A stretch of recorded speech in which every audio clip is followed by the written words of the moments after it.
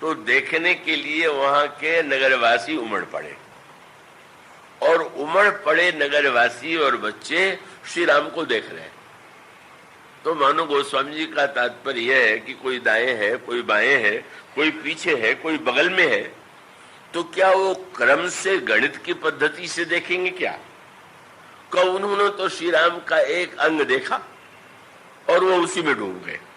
जहां जाए मन तहीं लो भाई। मानुष का अभिप्राय यह है कि यह तो समग्र रस परिपूर्ण ईश्वर है, कि इसमें क्रम थोड़ी है। कि संसार में जो वृक्ष है उस वृक्ष में तो क्रम है, वृक्ष है, डाली में फल लगा हुआ है, लेकिन जहां कहीं रस ही रस है तो किस व्यक्ति ने कहां से रस लेना प्रारंभ किया, ये तो उसको स्वतंत्रता है। आप कोई भौं को देखें, उसी को देखते रहना। ये आवश्यक नहीं कि भौं के बाद नेत्र भी दिखाई दे, ये आवश्यक नहीं कि नेत्र के बाद जो है आपको कपोल ही दिखाई दे। यह रस का जो एक अनोखा रूप है, मानो यह बताने का तात्पर्य यह था कि शंकर जी की कथा जब वो सुना रहे थे तो सुनाने के पीछे तात्पर्य यह था कि इतिहास के रूप में तो तुम्ही ने सुना दिया। तुमने तो कही दिया कि एक अयोध्या के राजा के लड़के थे, पत्नी के वियोग में बड़ा दुख हुआ और दुख होने के बाद उनको क्रोध आ गया, क्रोध में उन्होंने रावण को मार दिया। इतिहास तो तुम सुना चुके, तो अब क्या मैं उन्हीं का तुम्हें इतिहास सुनाऊं? तो घटनाओं को सुनकर के तुम्हारे मन पर क्या प्रभाव पड़ेगा? श्री राम को रोते देख करके तुमने कहा कि तो मान विरही, यही विधि बिलपत खोजत स्वामी, मनहु महाविरही अति कामी। और इसका सूत्र क्या है, आगे चल करके उन्होंने स्पष्ट किया। मैं आशा करता हूं कि आप क्रम से ध्यान देंगे।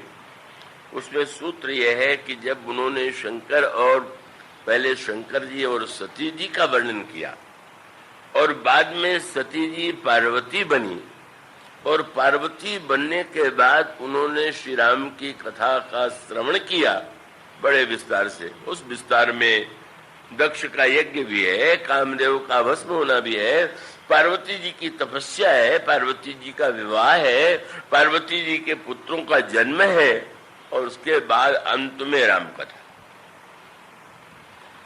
क्यों? एक तो उन्होंने कहा, जब सुना याज्ञवल्क्य जी ने तो इतने रस में विभोर हो गए, ये नहीं सोचा कि ये क्या कह रहे हैं, मैं कुछ पूछ रहा हूं, ये कुछ कह रहे हैं।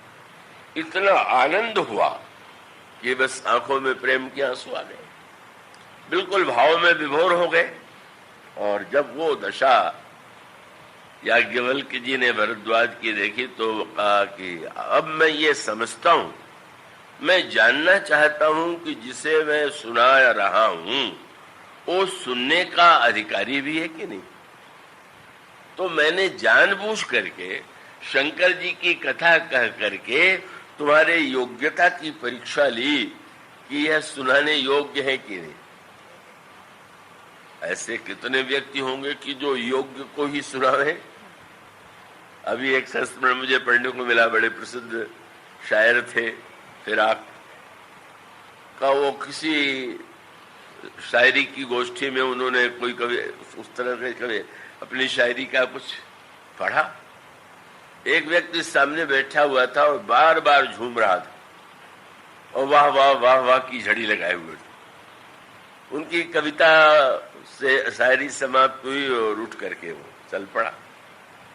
पर आश्चर्य से लोगों ने देखा कि वो जो फिराक थे वो भी उठे। जल्दी में किसी ने पूछा कहाँ जा रहे हैं? अभी आता हूं। गए, लौट के आए। किसी ने कहा कि आप कहाँ गए थे? उन्होंने कहा जो श्रोता सामने बैठा था उससे मिलने गया था, तो इसलिए गए होंगे कि वाह वाह कर रहा था। बोले मैं मिलने नहीं गया था, उसको पीटने गया था। मैं समझ गया कि इसको कुछ ज्ञान नहीं है, केवल वाह वाह अभ्यास से किए चला जा रहा। अनावश्यक रूप से बिना समझे सोचे तो मैं समझ गया कि इसको पीटना चाहिए, तो क्या बताऊं, नहीं जाने कहाँ चला गया। इसका अर्थ है कि वो बड़ा प्रसिद्ध दोहा है कि जो अच्छा कवि होता है उसको दो व्यक्तियों से बड़ा कष्ट होता है। कौन? बोले असमझ बार सराहिबो, ना समझ अगर प्रशंसा कर दे तो बहुत दुखी होगा, और समझवार को मौन, समझने वाला अगर चुप्पी साध ले और ना समझ वाह वाह कहने लगे तो सिर पीट लेता है कि किस मूर्ख से पाला पड़ा है।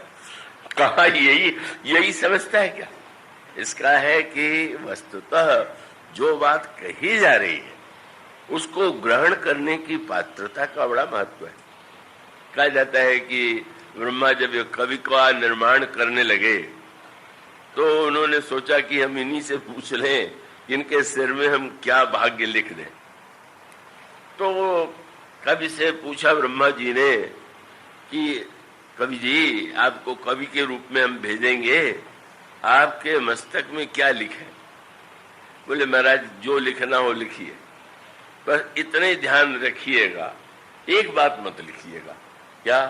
बोले अरसिकेषु रसस्य निवेदनम सिरसि मालिक मालिक मालिक। किसी रसहीन व्यक्ति को रस की बात सुनानी पड़े ऐसा दुर्भाग्य मत लिखिएगा, और चाहे जो लिख दीजिए। और इसका अर्थ यही है, प्रभु भगवान श्री राम ने भी तो यही कहा। हनुमान जी को जब आपने अपना प्रेम संदेश सुनाने के लिए भेजा तो प्रभु ने यही कहा कि प्रिय, मेरे हृदय में तुम्हारे वियोग में जो दुख है कब उसे मैं किसे सुनाऊं?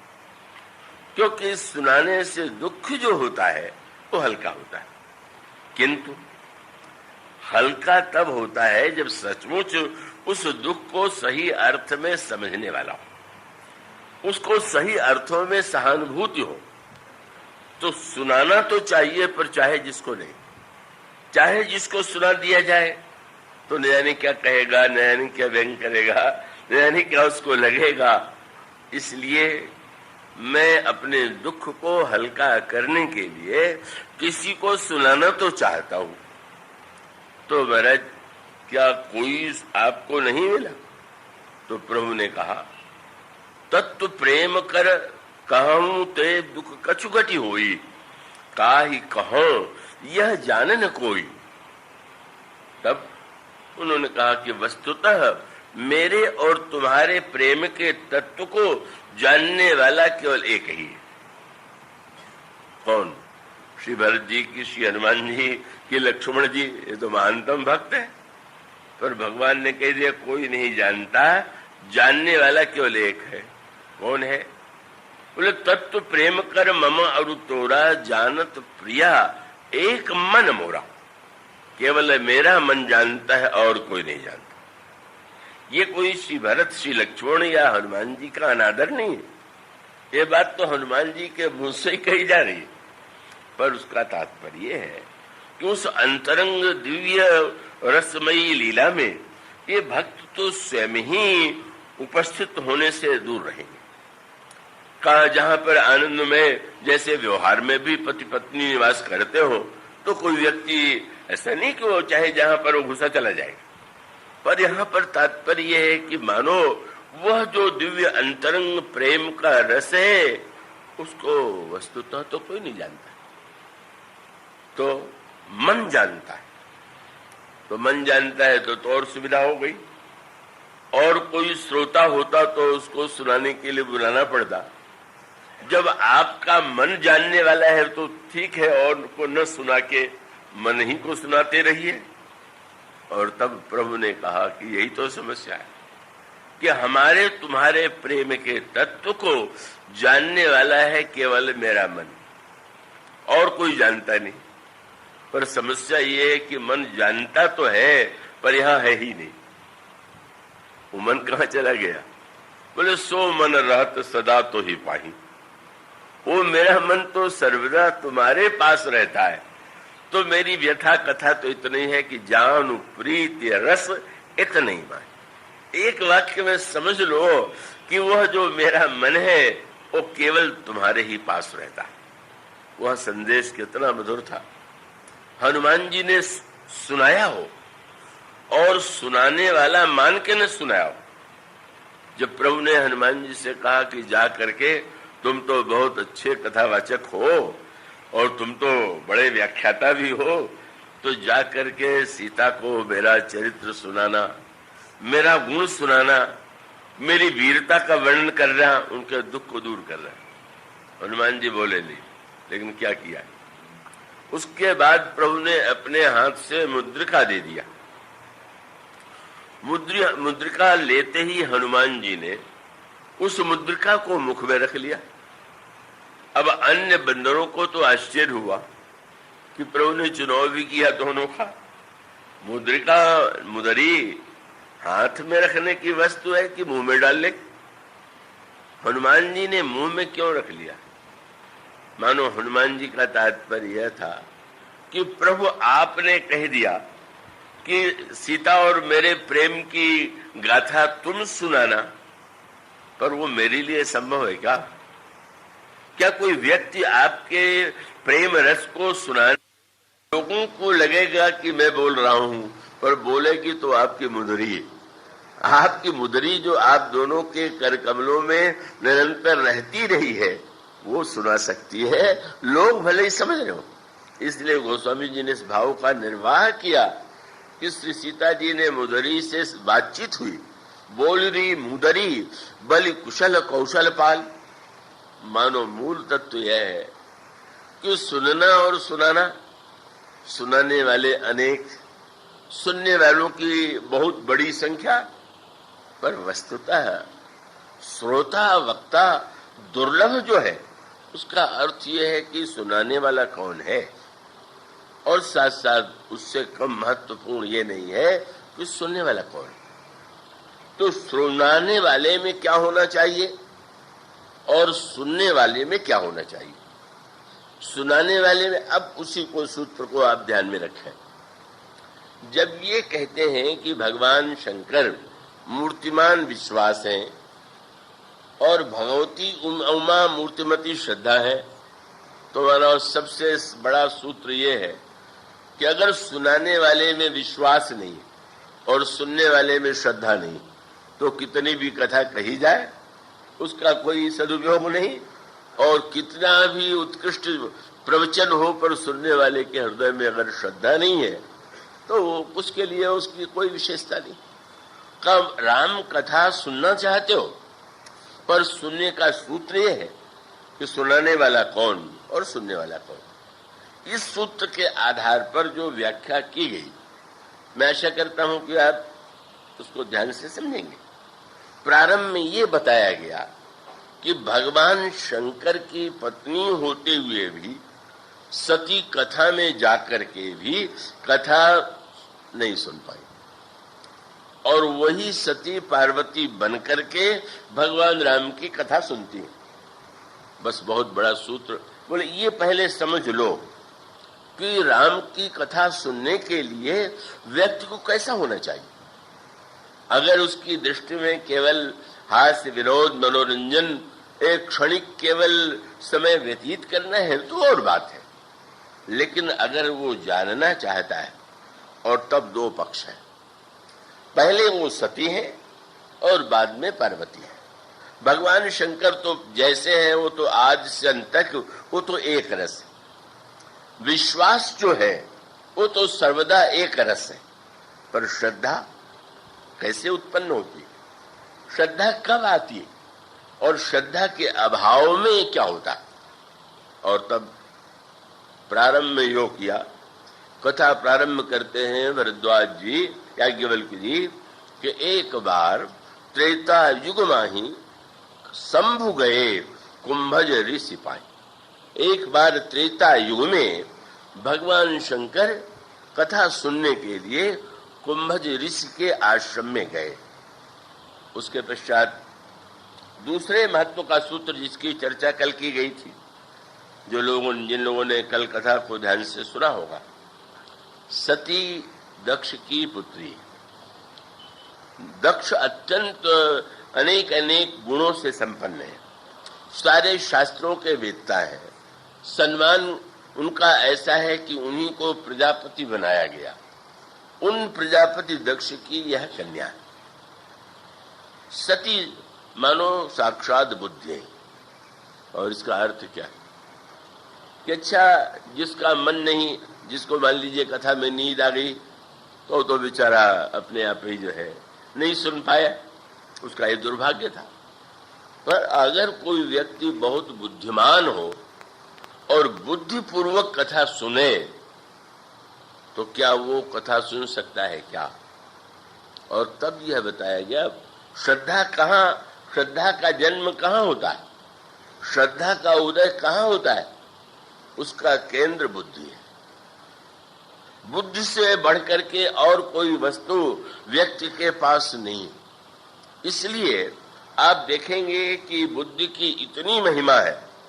भगवान कृष्ण ने गीता में जब यह बताया कि मनुष्य के मन में, जीवन में एक बुराई के बाद दूसरी बुराई कैसे आती है, तो आप क्रम क्या पाते हैं? भगवान कहते हैं जब कोई व्यक्ति विषयों का चिंतन करता है तो स्वाभाविक रूप से जिसका चिंतन करेगा, पहले मन से उसका संग हुआ और बाद में बाहर से भी वो संग चाहेगा। तो क्रम आपने सुना होगा प्रवचनों में, ध्यायतो विषयान पुंसः संगस्तेषुपजायते। और संग का परिणाम संगात संजायते कामः। जब विषयी व्यक्तियों का, विषय का संग करेंगे तो हमारे मन में कामना उत्पन्न होगी। जब काम आ जाएगा तो काम की पूर्ति में बाधा पड़ने पर क्रोध आ जाएगा। संगात संजायते कामः कामात् क्रोधो विजायते। और क्रोध के बाद बोले क्रोधात् भवति सम्मोहः। जब व्यक्ति को क्रोध आता है तो उसके अंतःकरण में मोह का उदय होता है। और सम्मोह के बाद स्मृति विभ्रम। व्यक्ति को सुना हुआ जो है वो भूलता जाता है। पर उसके बाद बोले इतना कुछ आ जाने के बाद भी अंतिम सर्वनाश कब होगा? बोले स्मृति भ्रंशात् बुद्धिनाश। स्मृति विभ्रम के बाद फिर हो गया बुद्धि का नाश, और बुद्धिनाशात् फिर प्रणश्यति। इसका अर्थ है मन में विकार आने के बाद भी अगर बुद्धि का नाश नहीं हुआ तो उपाय है। पर उसके व्यक्ति के मन में तो दोष आ ही गए, बुद्धि भी अगर उसकी विनष्ट हो गई तो भगवान कृष्ण कहते हैं फिर कौन उसकी रक्षा करेगा? उसका तो सर्वनाश हो ही जाएगा। और इसका अर्थ यही है कि बुद्धि के द्वारा बुद्धि कितनी महत्वपूर्ण है, इसकी ओर संकेत किया गया। किंतु कैसी होनी चाहिए बुद्धि? बहुत पैनी बुद्धि है, बड़ी चतुर है, क्या उतने मात्र से ही उसके जीवन में कल्याण का उदय होगा? यही सूत्र यहां पर दिया गया। सूत्र वो समझने योग्य।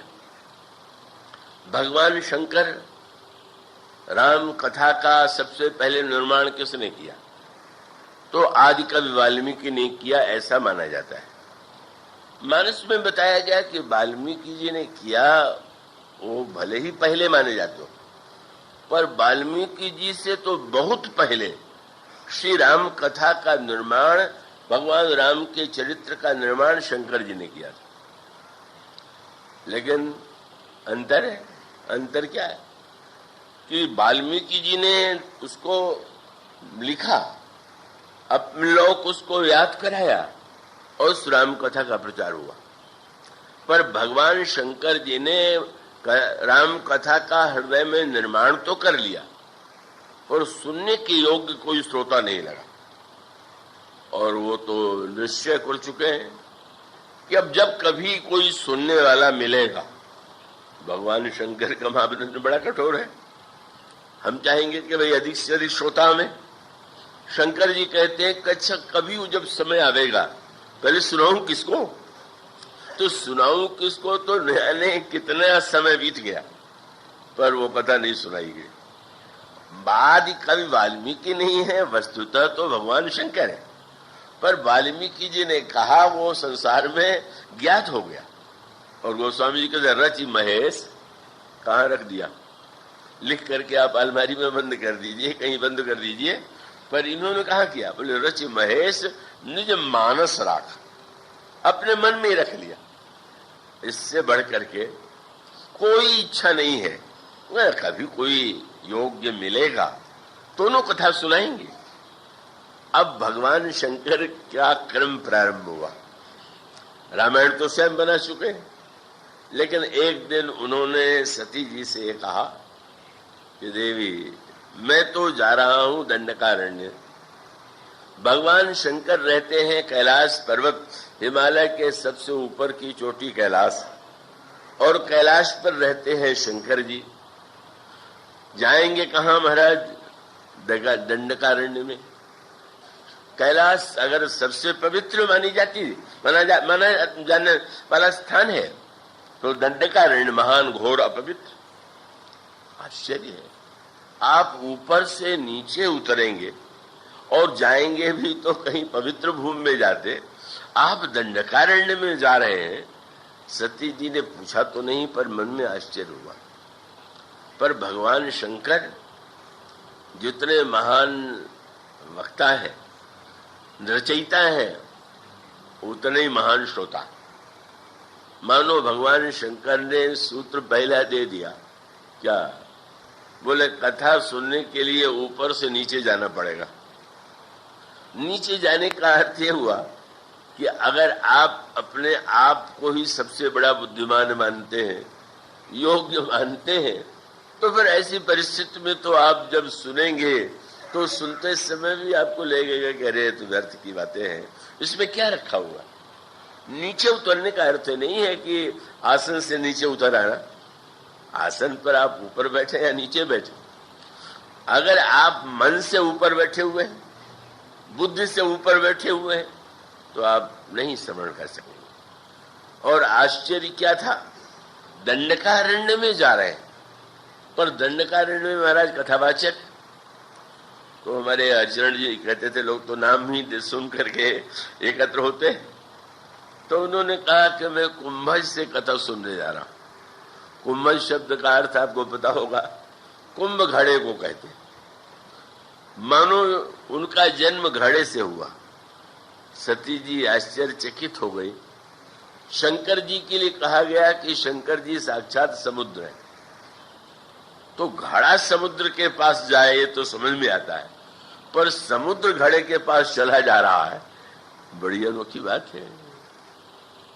आगे चल करके जब कभी रहस्य आया, अभी तो बुद्धि में दोष दर्शन था, अभिमान था, तो भगवान शंकर से उन्होंने कहा कि महाराज चरित सिंधु गिरिजा रमण, समुद्र होते हुए आप घड़े के पास क्यों गए? तो उन्होंने कहा सबसे श्रेष्ठ कथावाचक वही है कि जो समुद्र को घड़े में ला दे। तुम्हें नहीं पता है कि थे तो कुंभज, पर पी लिया था उन्होंने समुद्र को। मानो इसका अभिप्राय यह है कि वो जो दिव्य रस है, बड़ी मीठी बात आती का श्री भरत जी महाराज जो है, उनके जीवन में जो गीता का फलाकांक्षा रहित कर्म है वो है कि नहीं? भगवान कहते हैं गीता में कि कर्मण्येवाधिकारस्ते मां फलेषु कदाचन, फल की चिंता छोड़ो, केवल कर्म करो। भरत जी फल चाहते हैं कि नहीं? लगने लगा कि 4 फल शास्त्रों ने बताए हैं, पर वो चारों फल नहीं चाहते। तो लगा कि सचमुच गीता का सिद्धांत जो है यही भरत जी के जीवन में है। लेकिन बहुत बड़ा विनोद किया तुलसीदास जी महाराज ने। आपके घर में कोई अतिथि मेहमान आ जाए, आप कहें कि थोड़ा एक संतरा ले लीजिए, नहीं, तो फिर वो न हो तो आम ले लीजिए, तो वो नहीं चाहिए। केला ले लीजिए, वो भी नहीं चाहिए। अंगूर ले लीजिए, वो भी नहीं चाहिए। लगा कि अनोखे व्यक्ति आ गए, कोई फल चाहते ही नहीं। पर जब उनसे कहा गया कि आप कोई फल नहीं ले रहे हैं, कुछ तो लीजिए, बस बोले फलों का रस दे दीजिए, हमें फल वल नहीं चाहिए। क्या बढ़िया त्यागी निकला कि जिस त्यागी ने फल छोड़ दिया, फल का रस ले लिया। गोस्वामी जी का भरत जी त्यागी भागी कुछ नहीं है, वो फल छोड़ करके लेना क्या चाहते हैं? अर्थ न धर्म न काम रुचि गति न चाहो निर्माण, कुछ नहीं चाहिए, बस केवल क्या बोले जन्म जन्म रति राम पद। रति क्या है? बोले हरिपद रति रस वेद बखाना। फल में छिलका है, गुठली है, नहीं जाने क्या क्या है। वो तो बड़ा चतुर निकला कि सब कहने को कह दिया, कुछ नहीं चाहिए, पर उसने रस ले लिया। तो ये जो रसग्राही एक भावना है, एक वो जिस रसिक में है, वही मानो कथावाचक क्या है? वो फलों का रस, चाहे समुद्र से बादल ने जल ले लिया, चाहे उसने समस्त फलों का, गोस्वामी जी से पूछा गया कि आप रामायण में आपका न्याय, वैशेषिक, वेदांत आपने किन शास्त्रों के आधार पर लिखा है? तो गोस्वामी जी ने तुरंत कहा कि इसमें शास्त्र का कोई वाक्य नहीं है। तो महाराज शास्त्र नहीं है तब क्या आनंद है? बोले वो वाक्य तो नहीं है, लेकिन 6 शास्त्र और सब ग्रंथन को रस, इसमें सारे शास्त्र और संजय ग्रंथों का रस निचोड़ करके मैंने रख दिया। अगर फल लेना हो तो और ग्रंथों को पढ़ लीजिए, और केवल रस ही पीना हो तो इसमें आपको मिलेगा। तो ये रस ग्रहण करने के लिए मानो शंकर जी कैसे रसिक हैं कि वो रस जहां मिल जाए नीचे उतर करके कुंभज के पास जाने को प्रस्तुत है। पर वो आगे प्रसंग यही आता है, दोनों गए और दोनों के जाने के बाद जब महर्षि अगस्त ने स्वागत करके पूछा क्या आज्ञा है, उन्होंने कहा आज तो श्री राम की कथा सुनने आए, बड़े धन्यता का अनुभव किया। और ये ध्यान रखिएगा, उसी दंडक वन में उसी समय श्री राम निवास कर रहे थे, दर्शन करने नहीं है कि कथा सुनने आ गए। मानो शंकर जी बताना चाहते थे पहले कथा सुन लो तब दर्शन करना, बिना सुने दर्शन करोगे तो वही दशा होगी जो सती की हुई। और फिर वही गोस्वामी जी ने कहा जब राम कथा सुनाने लगे तो राम कथा मुनिवर्य बखानी, सुनी महेश परम सुखमानी। वाह वाह, ऐसा दिव्य आनंद आया, बड़े सुखी हुए। सती जी का नाम नहीं लिया, क्यों? उन्होंने बुद्धिमान थी, पर बुद्धिमत्ता का अभिमान था। मुझसे बढ़कर के बुद्धिमान कौन है? मैं प्रजापति ब्रह्मा की, प्रजापति दक्ष की बेटी हूं। और साथ साथ उनको ये लगा, जब ये आए दोनों, तो अगस्त जी ने पहले दोनों का पूजन किया। तो सती जी ने मान लिया कि अब इन्होंने मेरा पूजन किया तो मुझसे कम बुद्धिमान होंगे, तो ही तो किया, अब इनकी बात मुझे क्या सुनना है। और फिर मैं हूं पतिव्रता, तो अपने पति को छोड़ करके मैं और किसी का चरित्र क्यों सुनूं? यही बुद्धि का जो कुतर्क था, उन्हें कथा से वंचित कर देता। और इसीलिए आगे चल करके जब प्रत्यक्ष रूप से भगवान राम और सीता जी का दर्शन किया, तो उनके हृदय में मोह, संशय, भ्रम उत्पन्न हुआ। और उसके बाद तो उनके ऊपर इतने संकट, इतनी विपत्तियां आई कि उन्होंने शरीर का जब परित्याग किया, नया जन्म हुआ। और नया जन्म होने के बाद भी तपस्या, तपस्या के बाद विवाह, और विवाह के बाद भी राम कथा नहीं हो गई। एक बार मैं कहीं गया हुआ था किसी विवाह प्रसंग में, अब वहां तो लोग हंसी मजाक में लगे हुए थे। वो जो सज्जन थे जिन्होंने बुलाया था, मुझसे कहने लगे कि थोड़ी कथा हो जाए। मैंने कहा भाई विवाह में गाली गाई जाती है, कथा नहीं सुनाई जाती। तुमने रामायण में नहीं पढ़ा है क्या? गारी मधुर सुर देहि व्यंजन। इसका अर्थ ये हुआ कि उसका आनंद, उसके लिए तो व्यक्ति की वो मनोभूमि तो होनी चाहिए। तो वो सती जब उस रूप में देखती हैं और फिर शरीर का त्याग करती हैं, विवाह हो जाता है तो भी ये नहीं कि शंकर जी विवाह के बाद आए हों और पार्वती से कहे चलो मैं सुना रहा हूं तुम सुनो। ये अतिरेक कई लोगों के जीवन में होता है। हर कथा बहुत मधुर, पर वे तो नहीं है कि शंकर जी आए विवाह के बाद तो सत्य पार्वती से कहे अब मैं तुम्हें कथा सुनाऊंगा तुम सुनो। बल्कि गोस्वामी जी ने लिखा शंकर जी क्या करते हैं, करहि विविध विधि भोग विलासा, गणन समेत विषहि कैलासा, हर गिरिजा विहार नित नयऊ, ये विधु विपुल काल चली गयऊ। भगवान शंकर ने श्रृंगार की लीला प्रारंभ किया। पार्वती के साथ उनका विहार, और पार्वती के द्वारा स्वामी कार्तिक का जन्म, मानो जीवन के क्रम में सबकी अपेक्षा है।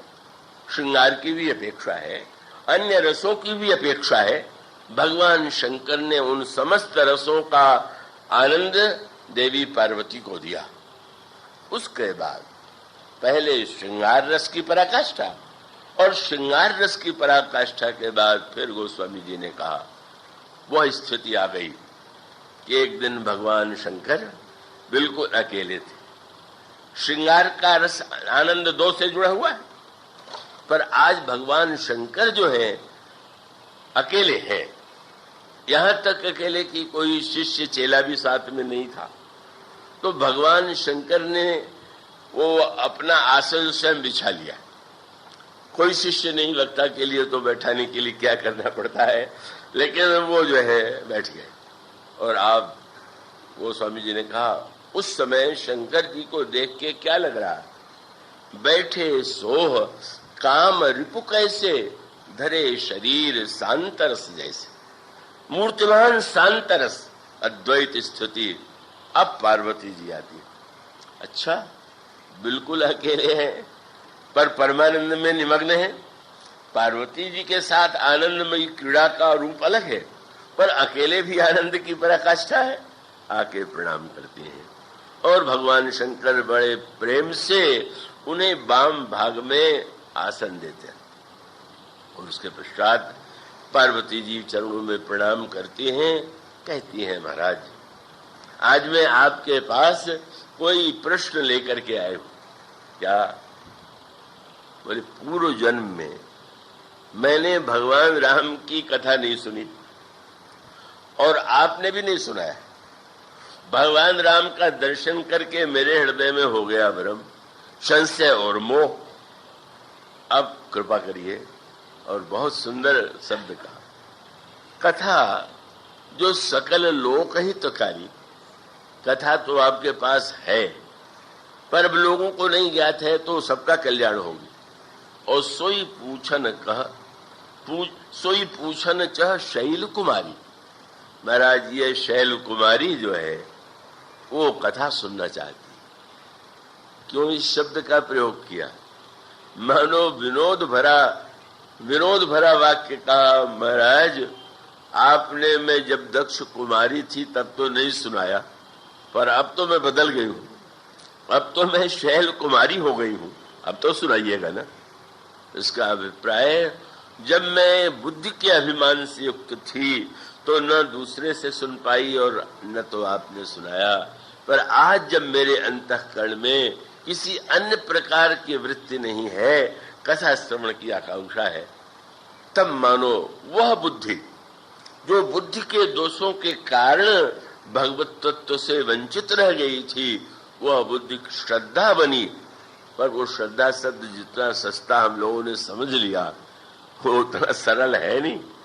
श्रद्धा श्रद्धा श्रद्धा श्रद्धा कैसे उत्पन्न होती, श्रद्धा उत्पन्न होना कितना कठिन है, श्रद्धा के मार्ग में कितनी विचित्रताएं हैं। यही मानो भगवान शंकर और पार्वती जी के चरित्र के माध्यम से बताया गया। और यह सूत्र दिया गया कि अगर हम ईश्वर को देखना चाहते हैं तो आंखों से नहीं, आंखों से रावण ने भी देखा, आंखों से सती जी ने भी देखा। हमें भगवान को देखने के लिए जो दृष्टि चाहिए वो दृष्टि वस्तुतः श्रद्धा की दृष्टि है, विश्वास की दृष्टि है। इसलिए हमें सबसे पहले अपने अंतःकरण में कैसे विश्वास आवे, कैसे श्रद्धा आवे, यही सूत्र गोस्वामी जी देते हुए कहते हैं, मैं भगवान शंकर और पार्वती जी की वंदना करता हूँ जो विश्वास और श्रद्धा के रूप हैं और जिनकी कृपा पाए बिना ईश्वर में हृदय में होते हुए भी बड़े से बड़ा योग्य से योग्य योगी भी उनका साक्षात्कार नहीं कर सकता। तो उस बुद्धि की इतनी विशेषताओं के साथ जो दोष है और बुद्धि श्रद्धा के रूप में कैसे परिवर्तित होती है, उसकी चर्चा कल से प्रारंभ करेंगे। आज इतना ही, बोलिए सियावर।